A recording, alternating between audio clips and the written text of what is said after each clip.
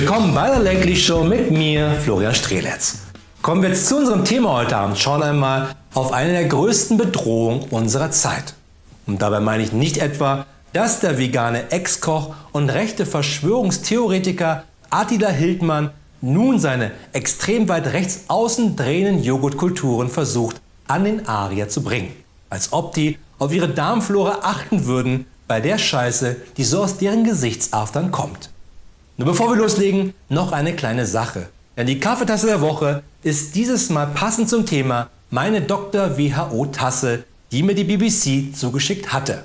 Und falls du auch mal deine Kaffeetasse hier bei mir stehen haben willst, dann schreib es mir einfach in die Kommentare oder schicke mir eine E-Mail.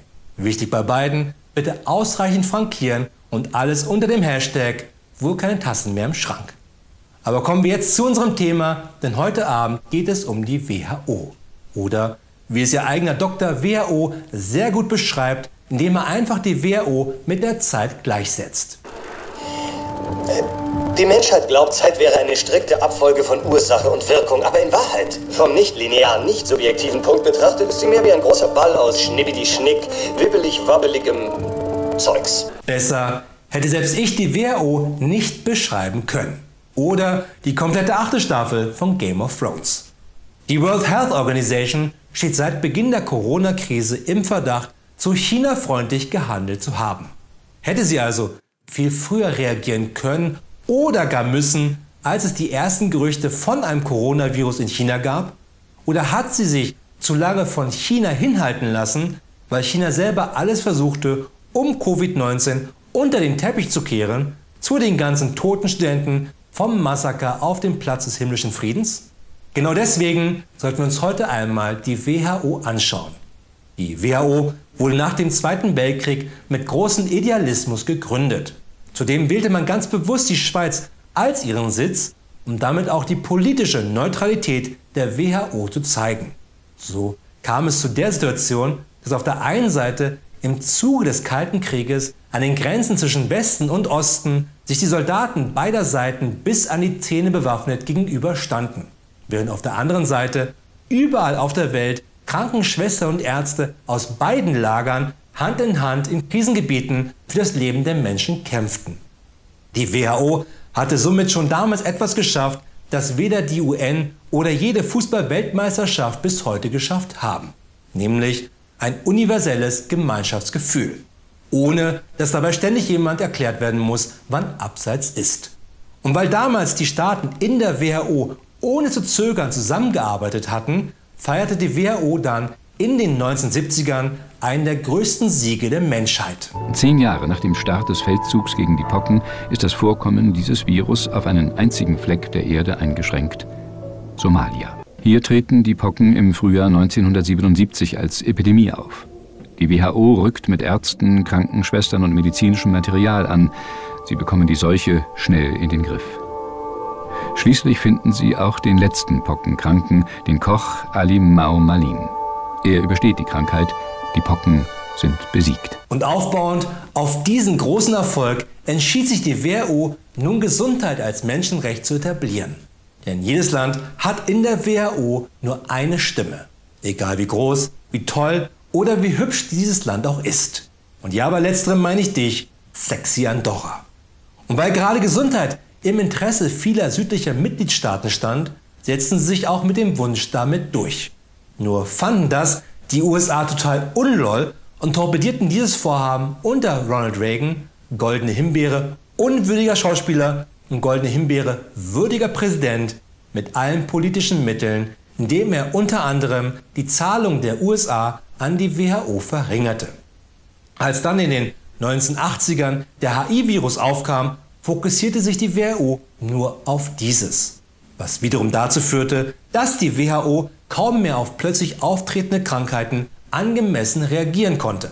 Wie als 1996 Ebola in Afrika wütete und es geschlagene 6 Monate dauerte, bis die WHO deswegen den nationalen Gesundheitsnotstand ausrief, welcher ihre einzige Waffe im Kampf gegen Krankheiten ist, nachdem bereits tausende Menschen an Ebola gestorben waren.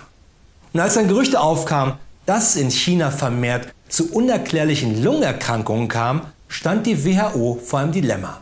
Sollte sie, wie bei Ebola, lieber warten und damit eine Pandemie riskieren? Oder den Gerüchten vertrauen, die China selber rigoros als Fake News deklarierte und damit China brüskieren?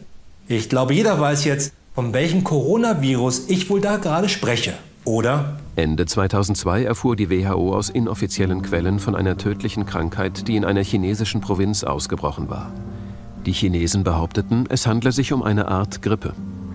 Es war jedoch ein Coronavirus, Auslöser für die SARS-Krankheit. Bald häuften sich die Fälle.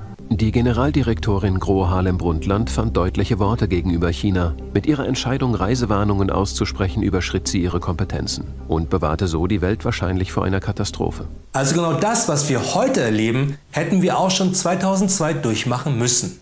Nur brüskierte Gro Harlem Brundtland damit China so sehr, dass es sich für China so anfühlte, als ob Usain Bolt einen 200 Meter Anlauf genommen hatte, um ihn ordentlich in die Eier zu treten. Aber dank Gro Harlem Brundtland sind wir verschont geblieben.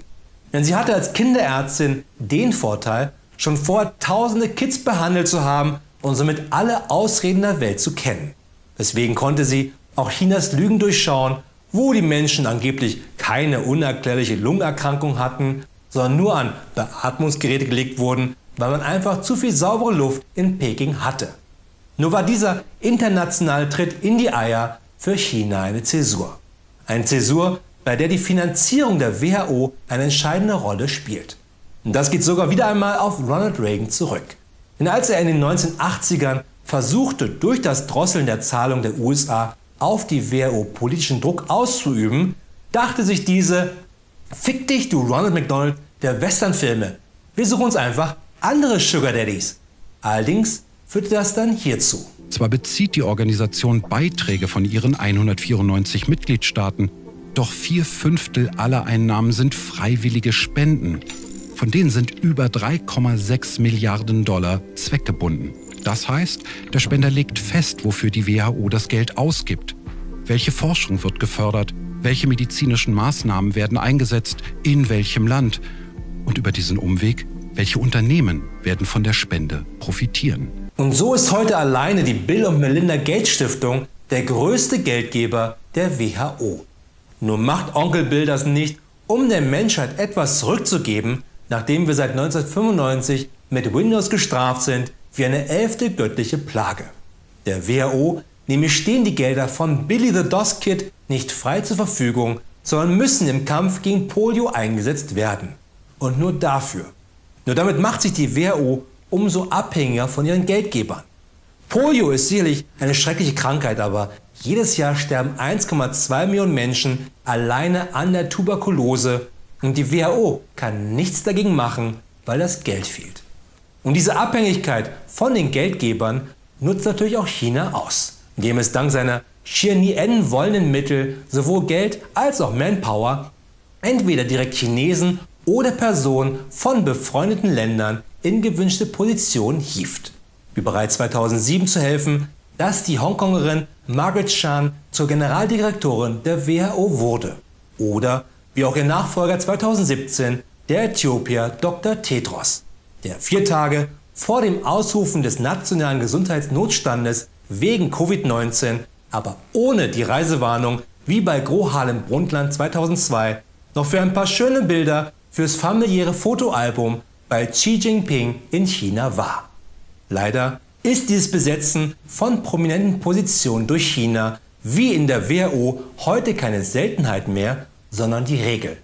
Denn so ist auch bei der FAO, der Ernährungs- und Landwirtschaftsorganisation der Vereinten Nationen, seit 2019 der Chinese Ku Dongyu Generalsekretär. Oder 2016 wurde sogar Meng Hongwei Chef von Interpol, der internationalen Polizei. Allerdings nahm das jetzt kein so gutes Ende bei ihm. Das Piktogramm eines Messers hatte er seiner Frau als letzte Nachricht aufs Handy geschickt.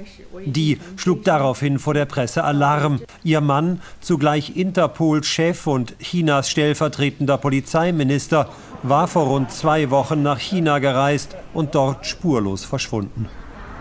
Heute nun kam aus Peking vom Ministerium für öffentliche Sicherheit eine schriftliche Ansage. Gegen den Interpol-Chef werde wegen Bestechlichkeit und illegaler Aktivitäten ermittelt. Und selbst Interpol erfuhr davon erst durch die Presse, nachdem er zuvor schon für Monate verschwunden war. Was jetzt nicht gerade für Interpol spricht, außer Interpol sucht Verdächtige immer nur über Facebook.